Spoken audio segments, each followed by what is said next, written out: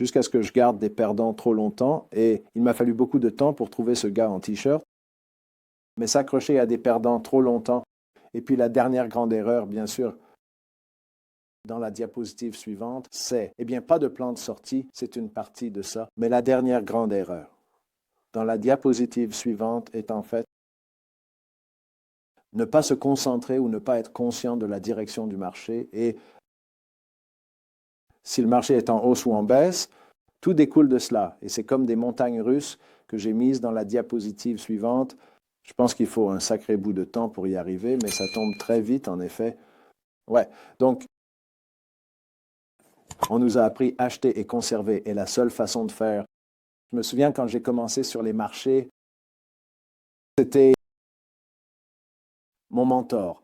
À l'époque, m'a dit que lorsque les marchés ont atteint un sommet en 1970, il leur a fallu 21 ans pour revenir à ce niveau encore avec de l'argent réel. Donc acheter et conserver est vraiment super si vous avez de nombreuses années à attendre.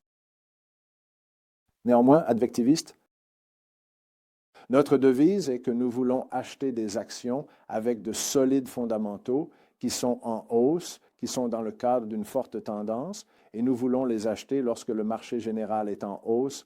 Donc nous sommes très, très conscients du timing du marché et nous avons des outils de timing de marché pour les traders qui veulent être des traders de swing, qui veulent être des parieurs sur les écarts, et nous avons des outils de timing de marché pour les traders de position à long terme.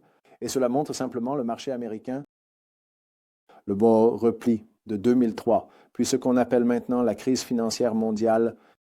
Et nous avons maintenant un marché qui est toujours en hausse, et c'est toujours, à notre avis, un marché haussier sur le plan fondamental. Bien qu'il y ait eu un tollé dans les journaux le week-end dernier à propos du recul du Dow, il n'avait reculé que jusqu'au bas d'il y a environ 10 jours. Donc ce n'est pas encore vraiment un marché baissier. Le Nasdaq a subi une fissure beaucoup plus sérieuse.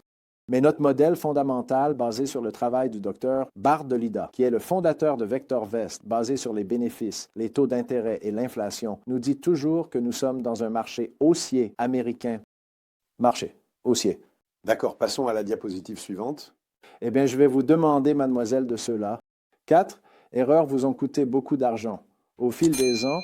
Donc je pense qu'une combinaison de tout. Pour être honnête, vous vous souvenez clairement de vos pertes. Très très bien en termes de, vous savez, des lourdes pertes.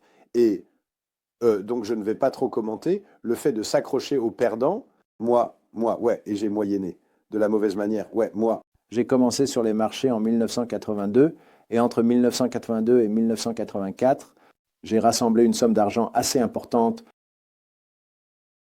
pour cette période de ma vie, une somme d'argent importante. J'ai commencé, je ne savais rien. J'étais ingénieur mécanique, je ne savais rien des marchés. 2 ans après le début, j'étais un gourou. Je pensais que je savais quelque chose. Je me suis attaché à une action en particulier et je l'ai juste regardé chuter, chuter et chuter. En 1984, j'avais à peu près tout perdu de ce que j'avais gagné au cours des 2 années précédentes. Et c'était ça. Je vivais à Johannesburg à l'époque. Je me souviens d'être allé dans une montagne près de Johannesburg et d'y rester assis à méditer pendant tout un week-end pour m'assurer que cela ne se reproduirait jamais. Donc, j'ai réussi à me guérir de ça grâce à une expérience très douloureuse, mais j'ai examiné un nombre incroyable de comptes d'investisseurs et comptes de traders. Et ce qui suit, en ce qui me concerne, est le Saint Graal. Les entreprises de paris sur les écarts elles-mêmes disent que seulement environ 10 ou 15% des gens gagnent de l'argent avec elles, et ils l'ont dans leur publicité de nos jours. Et j'ai regardé les gagnants et regardé les perdants. Et c'est assez simple. Les gagnants, en fait, pensent de manière très différente des perdants. Quand un trader perdant a une trade gagnante, lorsqu'ils ont un trade gagnant, ils deviennent très rapidement pessimistes. Ils deviennent pessimistes en pensant que le marché va leur prendre leur argent. Quand un trader perdant a une position perdante, ils deviennent optimistes. Ils deviennent optimistes en pensant que ce fichu truc va se retourner. Les traders gagnants pensent tout simplement différemment. Lorsqu'un trader gagnant a une position gagnante, il devient optimiste et quand il a une position perdante, il devenir pessimiste très rapidement. Donc, mon défi pour tous ceux qui écoutent n'est que lors de votre prochain trade ou de votre prochain